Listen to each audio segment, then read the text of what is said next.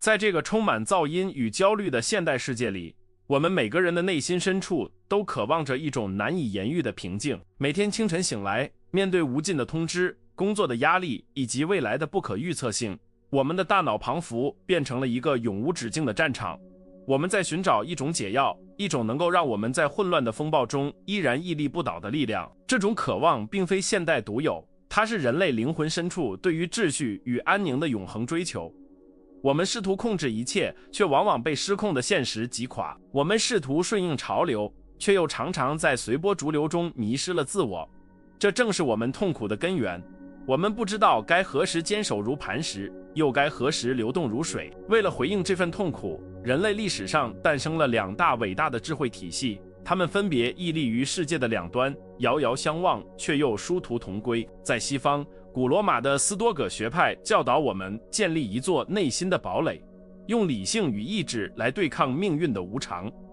在东方，道家的老庄哲学则指引我们领悟到的奥秘，通过无为来顺应天地万物的自然规律。这不仅仅是两种哲学思想的碰撞，更是两种截然不同的生存策略。一种是关于如何在逆境中锻造钢铁般的意志，另一种则是关于如何在变化中保持如水般的柔软与灵活。想象一下，当巨大的灾难降临时，斯多葛主义者就像是一座巍峨的高山，无论风暴如何肆虐，无论海浪如何拍打，高山始终巍然不动。马可·奥勒留曾在战火纷飞的营帐中写下，像岩石一样，任凭海浪不断的拍打，他屹立不动，而在他周围激荡的海水最终归于平静。这是一种主动的、阳刚的抗争，不是对抗外在的世界，而是对抗内在的恐惧与欲望。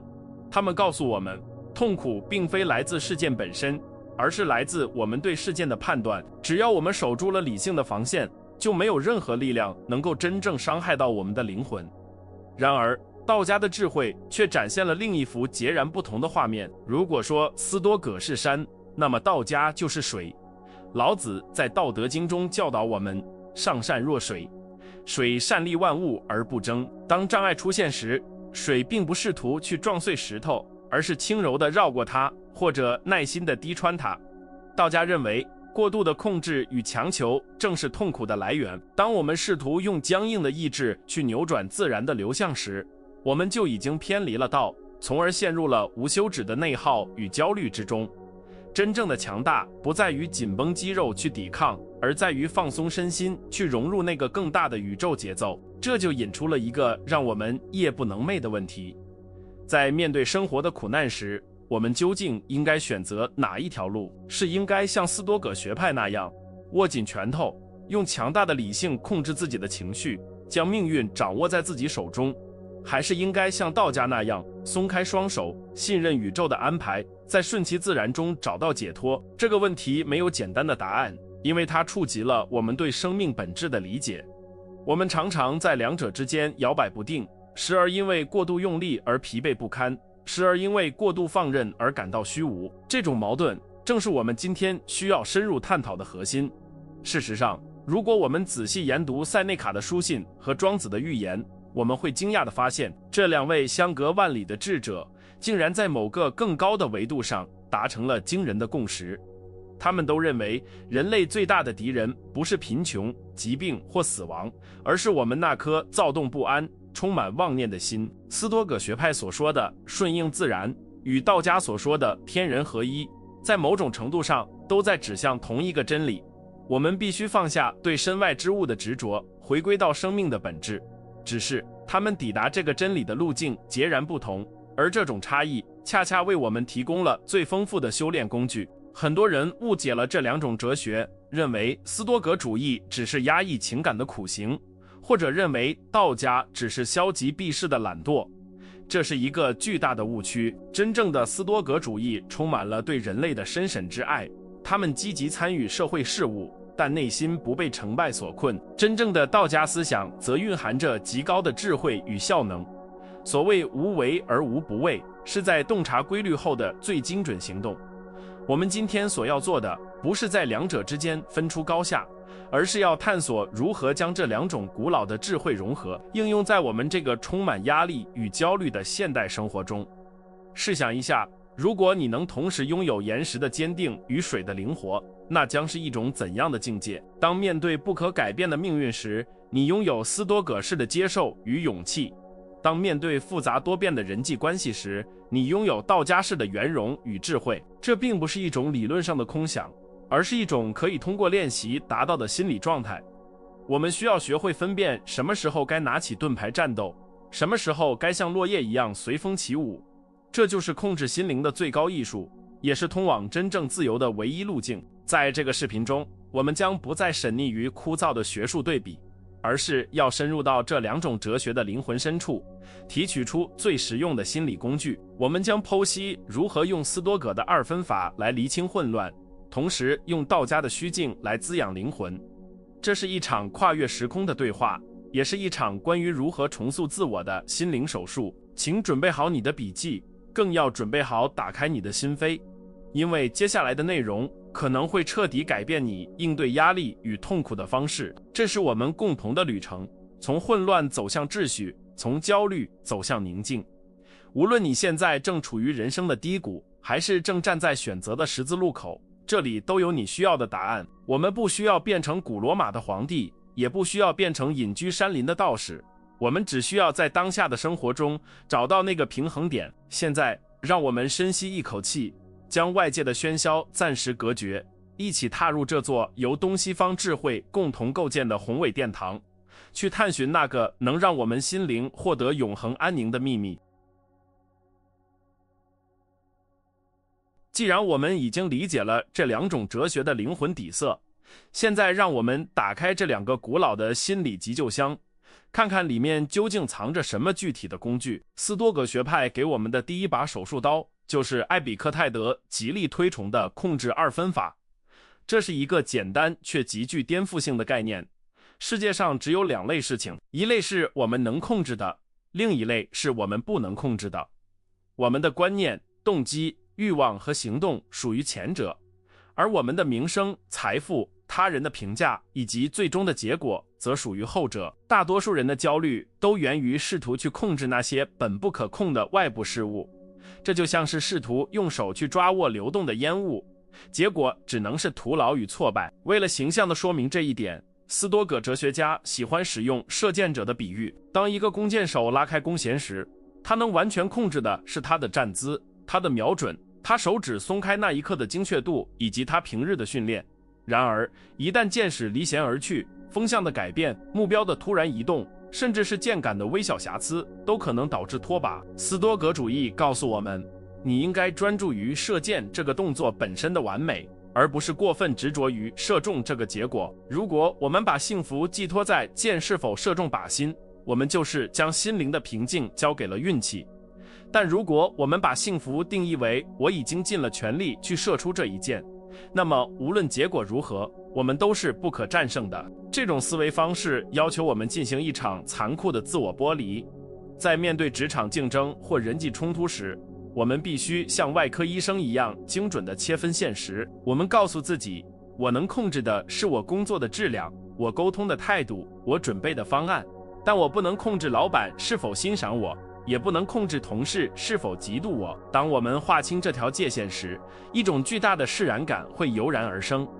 我们不再是命运的受害者，因为我们主动放弃了对外部结果的所求权，转而成为了自己内心王国的绝对君主。这不是一种消极的退缩，而是一种极度理性的资源配置，将所有的精神能量都集中在能够产生实际改变的地方。然而，当我们转向东方的道家智慧时，我们会发现另一种截然不同的控制艺术。如果说斯多葛是通过划清界限来获得安宁，那么道家则是通过消除界限来获得自由。道家的核心工具是无为。许多人误以为无为就是躺平、懒惰或什么都不做，这大错特错。无为的真意是无为，即不违背自然的规律，不进行强行的人为干涉。它是一种极高效率的行动状态，在这种状态下，行动者与行动本身合二为一，就像顺流而下的舟，不需要拼命划桨，却能日行千里。庄子在养生主中讲述的庖丁解牛的故事，是解释无为最完美的案例。庖丁为文惠君宰牛，手所触之处，肩所倚之处，发出的声音都像美妙的音乐。文慧君惊叹于他的技艺，庖丁解释说，他所依循的是道。普通的屠夫每个月换一把刀，因为他们用刀去砍骨头；高明的屠夫每年换一把刀，因为他们用刀去割肉。而庖丁的刀用了19年，却像新的一样，因为他是在骨节的间隙中游走，他从不试图去硬碰硬，而是顺住牛身体的天然纹理，在比截者有见的地方挥刀，因此游刃必有余地。这就是道家对抗压力的方式，不要做那个试图砍断骨头的屠夫，而要成为那个寻找间隙的庖丁。当我们在生活中遇到困难，比如一个棘手的项目或一段僵持的关系，斯多葛学派会教我们坚守你的原则，控制你的反应，不要被困难吓倒。而道家则会低声建议，观察这个困难的纹理，不要正面硬刚，寻找阻力最小的路径。如果你感到筋疲力尽，那不是因为你不够努力，而是因为你在逆势而行。道家的智慧在于洞察时势的流动，在看似无路可走的地方发现那条隐藏的气口，然后轻轻一推，问题便迎刃而解。这两种工具在实际应用中会产生非常有趣的对比。假设你被堵在了上班的高速公路上，时间1分1秒过去，迟到已成定局，斯多葛主义者会立刻启动2分法。交通拥堵是我不能控制的，焦虑和愤怒对现状毫无帮助，只会破坏我的宁静。于是他选择接受这个事实，利用这段时间听有声书或练习呼吸，将这段被动的时间转化为自我提升的机会。他在混乱中建立了一个秩序的气泡，保护自己的理性不受侵犯，这是一种向内的收敛与防御。而在同样的堵车场景中，道家修行者可能会采取一种更向外融合的态度，他不仅仅是忍受或利用这段时间，他是成为这段时间。他观察窗外的云卷云舒，观察周围焦躁的司机，他意识到自己也是这庞大交通流动中的一部分。他不会把我想快点到公司的主观意愿强加给客观现实，而是顺应当下的停滞。在这种心态下，堵车不再是一个需要被克服的障碍，而变成了生命流程中的一个自然段落。他可能会突然灵光一闪，想到一个解决工作难题的新思路，因为他的心是放松且开放的，而不是紧绷和对抗的。斯多葛的工具让我们在逆境中保持尊严，他强调的是意志力，是一种英雄主义的坚持。当世界崩塌时，斯多葛主义者是那个最后站立的人。这种力量非常适合应对那些极端的、不可逆转的痛苦，比如亲人的离世、身体的残疾或巨大的冤屈。在这些时刻，道家的顺其自然有时会显得过于缥缈，而斯多葛的坚忍不拔则提供了实实在在的抓手。他告诉我们，即便一无所有，我们仍然拥有选择态度的自由，这是人类最后的自由。反过来，道家的工具让我们在复杂中保持灵活。他强调的是觉知力，是一种审美主义的超越。在处理复杂的人际关系、创意工作或需要高度敏感度的情境时，斯多葛式的严肃有时会显得格格不入，甚至会因为过于刚硬而折断。这时，道家的柔软就显示出了它的威力，就像舌头与牙齿，牙齿坚硬但容易掉落，舌头柔软却能伴随一生。道家教我们学会示弱，学会迂回，学会手柔约强，在不争之中完成了最大的争取。然而，如果我们只执着于其中一种工具，往往会陷入病态。过度依赖斯多葛的控制2分法，可能会让我们变得冷漠、疏离，甚至演变成一种对情感的压抑。我们可能会变成一个没有温度的机器人，为了避免受伤而切断了与世界的感性连结。我们会误以为麻木就是平静，误以为封闭就是独立。这种坚强是脆弱的，因为它建立在与世界对立的基础之上。一旦内心的防线崩溃，后果往往是灾难性的。同样，过度沉迷于道家的无为，也可能让我们滑向虚无主义与懒惰的深渊。我们可能会把顺其自然当作逃避责任的借口，把不争当作软弱无能的遮羞布。我们可能会在命运的洪流中彻底放弃了主观能动性，变成了一具随波逐流的浮尸，而不是那个驾驭波浪的弄潮儿。真正的无为是需要极高的智慧去判断时机的。如果没有那份洞察力，盲目的顺从只是一种平庸的沈沦。因此，我们看到了一个清晰的图景。斯多葛主义是我们心灵的骨骼，它提供了结构、支撑和原则；而道家思想是我们心灵的血液与肌肉，它提供了养分、流动和适应性。一个健康的人不能只有骨骼而没有血肉，也不能只有血肉而没有骨骼。在现代生活的战场上，我们有时需要像罗马军团一样结阵防御，抵挡压力的箭雨；有时又需要像太极宗师一样借力打力，化解冲击于无形。我们必须学会在这两种模式之间切换。当面对硬性指标、截稿日期和不可妥协的原则时，请拿出艾比克泰德的教诲，划清控制的界限，咬紧牙关，专注于当下的行动。当面对人际纠葛、创意瓶颈或充满变数的环境时，请借用庄子的智慧，放松你的神经，忘掉我的执念，去感受那个大趋势的流向。这就是内圣外王的现代演绎。内在有斯多葛式的秩序与坚定，外在有道家式的圆融与变通。在这个发展的阶段，我们已经掌握了控制与流动的基本心法，但要真正达到心灵的巅峰状态，我们还需要面对一个更深层的恐惧，那就是对无常与死亡的恐惧。斯多葛和道家不仅教我们如何做事，更教我们如何看待时间与生命。在接下来的章节中，我们将探讨如何用预演灾难来免疫恐惧，以及如何用万物一体的视角来消解孤独。这将是从心理技巧向生命智慧的关键一跃。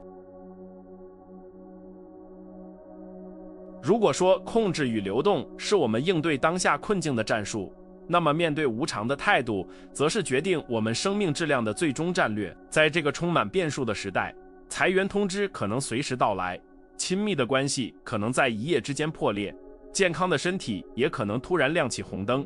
斯多葛学派对此开出了一剂猛药，名为预演不幸。这听起来似乎是一种病态的悲观主义，但实际上它是心理免疫学的先驱。塞内卡曾警告我们，意料之外的打击最为沉重。通过在清晨预想今天可能会发生的糟糕事，被背叛、被羞辱、失去财产，斯多葛主义者提前剥夺了命运突袭的能力。这不是为了让我们陷入恐惧，而是为了让我们在恐惧真正降临时，能淡然地说一句：我早已遇见了你。这种心理预演还带来了一个意想不到的副作用：极度的感恩。当你想象这可能是你最后一次拥抱你的伴侣，或者最后一次品尝手中的咖啡时，平淡无奇的当下瞬间被赋予了神圣的光辉。斯多葛学派教导我们，所有我们珍视的东西，其实都只是命运暂时寄存在我们这里的借用品，随时都可能被收回。这种清醒的认知让我们学会了轻拿轻放，既能全情投入的去爱，又能在失去时保持体面与尊严。就像一个旅行者住在豪华的酒店里，他尽情享受设施，但心里清楚这些都不属于他，离开时便不会有撕心裂肺的痛苦。然而，道家对待无常的态度再次将我们带入了一个更宏大的宇宙视角。道家并不预演灾难，因为在他们的眼中，所谓的灾难只是一种人为的定义。老子告诉我们，祸福相依，阴阳互转，这就是道的律动。著名的塞翁失马预言就是这种智慧的极致体现。马丢了是坏事吗？不一定。马带回了良驹是好事吗？不一定。儿子骑马摔断腿是坏事吗？也不一定，因为这让他躲过了止兵的战火。道家认为，我们之所以痛苦，是因为我们用短视的目光去评判一个长期的动态的过程。如果我们能拉长镜头，就会发现变化本身是中性的，没有绝对的好与坏，只有能量的流转与形态的变换。当这种哲学应用到生死大事上时，道家的豁达令人震撼。庄子在妻子死后不仅没有痛哭流涕，反而鼓盆而歌。朋友会师不解责问，庄子却说，妻子原本就是从天地间的一股气变化而来，现在她只是回归了那股气，就像春夏秋冬四季运行一样自然。如果在她回归自然的时刻哭泣，那就是不通晓天命。这与斯多葛式的忍受不同，这是一种深层的理解与其同。斯多葛主义者在暴风雨中筑起堤坝，保护内心的烛火不被吹灭，而道家哲学家则意识到自己本就是风雨的一部分。烛火熄灭，只是为了融入更广阔的光明。这两种应对无常的策略，最终都指向了一个共同的敌人，我们那个脆弱、敏感且自以为是的自我。斯多葛学派认为，自我是错误判断的根源。我们之所以感到受伤，是因为我们过度关注我的得失。马可·奥勒留不断提醒自己，要用理性这个统治中枢来管辖冲动的情感。他试图将自我从情绪的泥潭中拔出来，站在一个客观的高度审视自己，彷佛在看一个与自己无关的陌生人。这种抽离感是斯多葛是强大的核心，它让我们在被侮辱时能冷静地想，这只是对方观念的投射，与真实的我无关。道家则选择了一条更为彻底的路径，彻底消融自我，达到坐忘的境界。如果你驾驶一只小船在河中行驶，对面一只船撞了过来，你会愤怒地大喊大叫。但如果你发现对面那只船是空的，上面没有人，你的愤怒瞬间就消失了。这就是庄子虚舟的比喻。为什么我们在生活中总是感到被冒犯、被针对？因为我们的这只船里坐满了沉重的自我。如果我们能倒空自己，变得虚怀若谷，那么即使全世界的恶意像箭一样射来，也会因为找不到靶子而穿身而过。没有了我，就没有了受苦的主体，痛苦也就无处落脚。让我们把这些高深的哲学拉回到现代职场的残酷现实中。假设你精心准备的项目被高层无理由否决了，这是一种常见的现代无常。运用斯多葛的工具，你会立刻进行认知重构。我的价值不在于项目的结果，而在于我努力的过程。领导的决策是我无法控制的外部变量，我拒绝让这件事破坏我的心境。你会依然昂首挺胸地去工作，不卑不亢，展示出专业人士的素养。你用理性的盾牌挡住了挫败感的侵袭，维护了内心的秩序。而运用道家的工具，你可能会采取一种更具转化力的视角。你会观察这次失败背后的事，也许这个项目的被否决是因为它不符合公司当前隐藏的发展流向，也许这是一个信号，提醒你这条路径已经堵塞，需要像水一样寻找新的出口。你不会执着于我的心血被浪费了这种受害者叙事，而是会放空自己，灵活地调整方向，甚至发现这次失败让你从繁忙中解脱出来，有了时间去学习新的技能。你在失败的废墟上顺应着变化的纹理，种出了新的花朵。在人际关系的冲突中，这两种智慧同样威力无穷。当面对网络上的恶意评论或现实中的流言蜚语时，斯多葛主义者会像一块坚硬的岩石，对他说，如果这些话是真的，我感谢你指出了我的缺点；如果是假的，那这只是你无知的噪音。这种态度充满了力量，让人肃然起敬。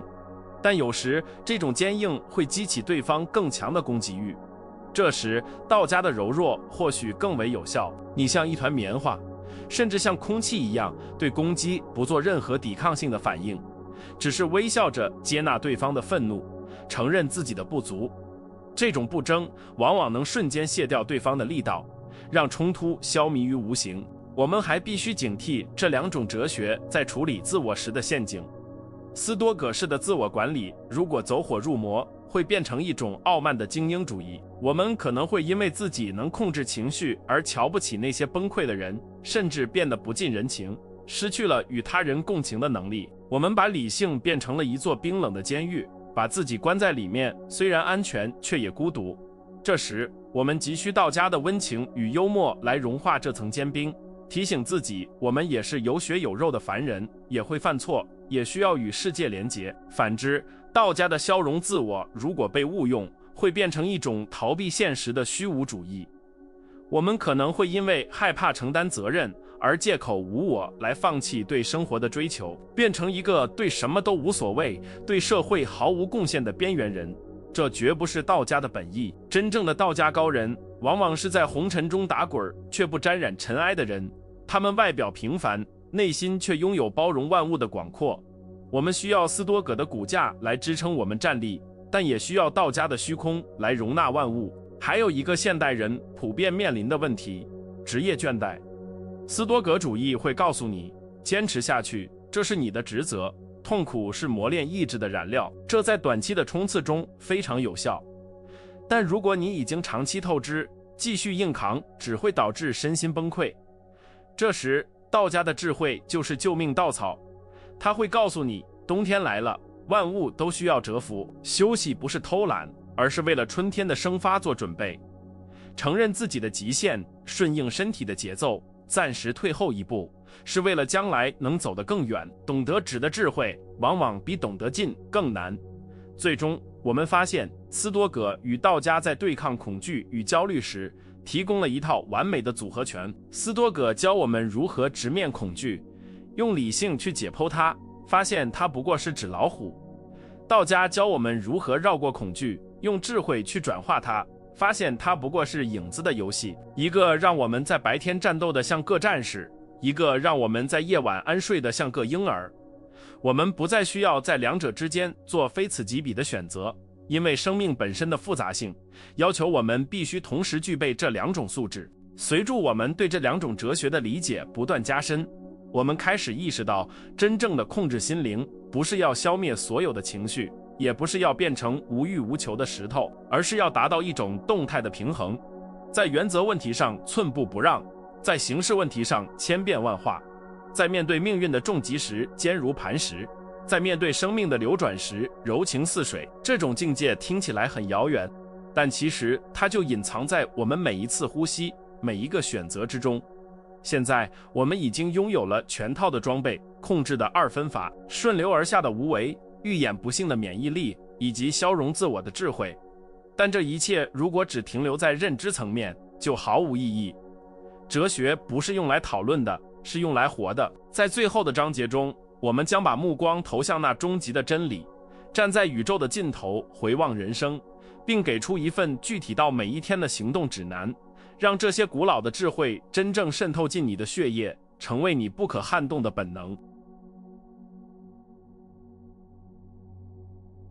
当我们将目光从琐碎的日常生活中抽离，投向浩瀚无垠的宇宙时，斯多葛与道家在终点处再次相遇了。马可·奥勒留常常练习一种被称为高处视角的冥想，他想象自己飞升到云端，俯瞰地上的人群。在那个高度，军队的厮杀就像蚂蚁争夺面包屑，帝国的兴衰不过是瞬间的尘埃。这不是为了蔑视生命，而是为了校准我们的价值坐标。当我们意识到地球在银河系中不过是一个蓝色的淡点时，那些让我们焦虑失眠的大事，晋升失败，邻居的闲话，微不足道的金钱损失，瞬间就恢复了他们原本微不足道的比例。宇宙的浩大是治疗人类狭隘自负的最佳良药。道家则用一种更为诗意的方式描述了这种宏观的视野。庄子在《逍遥游》中描述了大鹏鸟背负青天而下看世界的壮阔，在他眼中，天地与我并生，而万物与我为一。道家认为，我们之所以痛苦，是因为我们把自己从整体中割裂开来，把自己当成了一个孤立的实体。但如果我们能领悟到自己只是宇宙能量流变中的一环，就像一滴水回归大海，那么个人的得失就变得不再重要了。在这种天人合一的境界里，我们不再是那个在那里挣扎求存的小我，而是成为了永恒大道的一部分，与日月星辰同呼吸，与四季轮转共命运。这两种宏观视角的结合，能让我们在现代社会的高压下获得一种超然的宁静。当你因为错过一班地铁而气急败坏时，试着切换到高处视角，你会发现这甚至连历史的角柱都算不上。当你因为别人的误解而感到委屈时，试着进入万物一体的感知，你会意识到对方和你一样都是被欲望和恐惧驱使的可怜人。这种视角的转换并不会让我们变得消极厌世，反而会让我们以一种游戏的态度去面对生活。既然一切终将消逝，既然我们只是宇宙的过客，为什么不轻松一点，快乐一点的演好这场戏呢？我们变得更宽容，更慈悲，也更自由。然而，要真正维持这种自由，我们必须直面那个最终的真理——死亡。斯多葛学派将记住你终将一死视为最重要的修行。这不是为了制造恐惧，而是为了唤醒生命。正是因为生命的长度有限，每一个当下才显得如此珍贵。如果你知道这是你最后一次与家人共进晚餐，你还会边看手机边吃饭吗？如果你知道明天可能不会到来，你还会把梦想推迟到以后吗？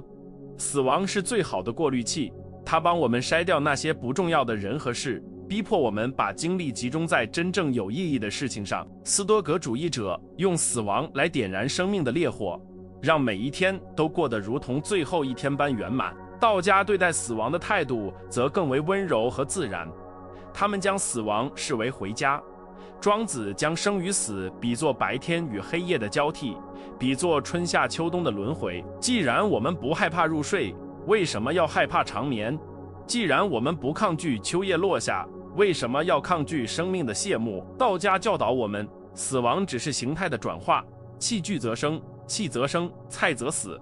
在这种视角下，对死亡的恐惧被转化为对自然规律的深层信任。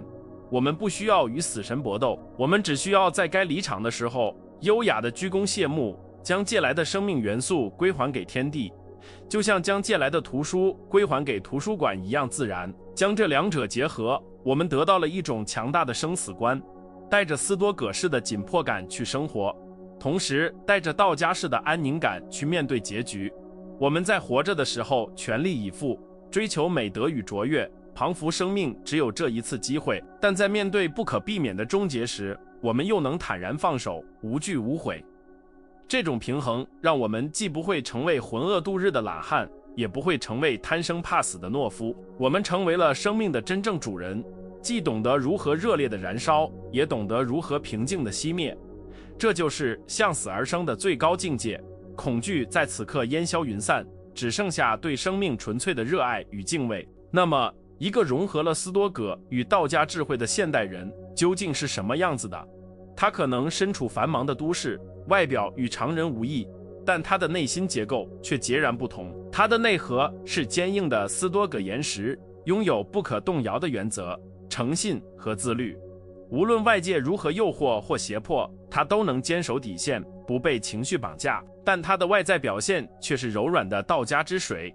他待人接物谦逊温和，处事灵活变通，懂得在复杂的利益关系中寻找共赢的平衡点。他是外圆内方的典范，既有雷霆手段，又有菩萨心肠，既能像战士一样冲锋，又能像隐士一样审思。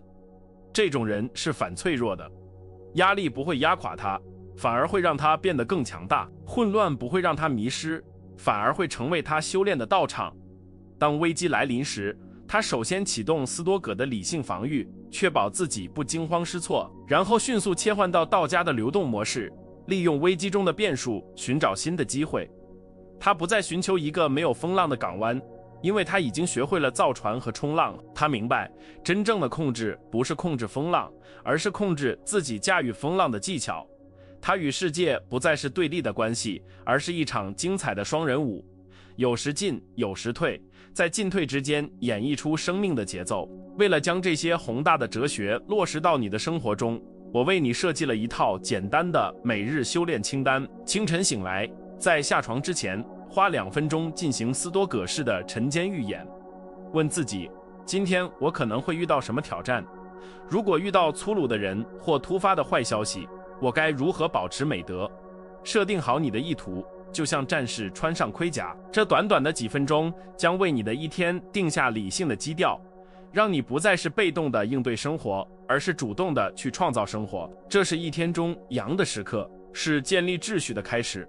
进入白天的繁忙工作后，请切换到道家的无为模式，专注于当下的每一个动作，但不要执着于结果。当你在写作、编码或开会时，试着进入心流状态，忘掉时间，忘掉自我，让事情自然而然地发生。如果遇到阻碍，不要愤怒地撞墙，停下来深呼吸，问自己水的流向在哪里，寻找阻力最小的路径。记住，过度的用力往往意味着方法的错误。在行动中保持觉知与放松，让智慧穿透焦虑的迷雾。这是一天中流动的时刻，是顺应变化的过程。傍晚时分，当一天的喧嚣落下，再次回到斯多葛的晚间反思，拿出你的日记本，诚实地记录今天的得失。我今天在哪个时刻失去了控制？是因为恐惧还是贪婪？我哪里做得好？哪里可以改进？这不是为了自我批判，而是为了自我修正。像一个严格但慈爱的教练，分析比赛录像，为了明天能打得更好。斯多葛学派认为，没有经过反思的生活是不值得过的，而夜晚正是灵魂对话的最佳时刻。最后，在入睡前彻底贯彻道家的虚静，想象自己把一天的烦恼、荣耀、失败统统打包，像倒垃圾一样扔出脑海，告诉自己这一天已经结束，它已回归虚无。不要把今天的包袱带到明天，让身心彻底放松，回归到婴儿般的无意识状态。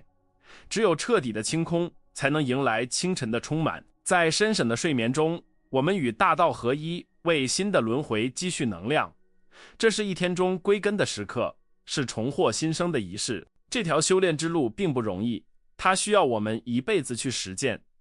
我们会在钢铁般的意志与流水的柔情之间反复摇摆，我们会跌倒，会迷失，这都是正常的。斯多葛与道家并不是要把我们变成完美的圣人，而是要让我们成为更完整的人。在这个充满噪音与混乱的时代，拥有一颗既坚定又柔软的心，是你所能拥有的最宝贵的财富。它比金钱更安全，比名声更持久。它是你灵魂的避难所，也是你力量的源泉。现在，选择权交到了你的手中，你可以关掉这个视频，继续回到无意识的焦虑中，随波逐流。你也可以从今天开始，尝试拿起这2件古老的武器，开始一场心灵的革命。不要试图一口气改变所有，哪怕只是每天多一次深呼吸，多一次理性的暂停，都是巨大的进步。记住，平静不是一个目的地，而是一条路，一条由每一个当下的选择铺就的路。亲爱的朋友，如果你在今天的视频中找到了共鸣，如果你也渴望在混乱中建立内心的秩序，请在评论区留下刚柔并济这4个字，这将是你对自己的一个承诺，也是我们彼此之间的暗号。同时，不要忘记订阅我们的频道，因为这场关于智慧的探索才刚刚开始。每一周，我们都会深入挖掘人类历史上最伟大的思想，为你提炼出对抗平庸的武器。这是一场漫长的旅程，但我保证，这将是你一生中最值得的投资。让我们一起用斯多葛的理性武装头脑，用道家的智慧滋养心灵，在这个不确定的世界里，做一个确定的自己，像山一样坚定，像水一样自由。感谢你的观看与陪伴，我们下期视频不见不散。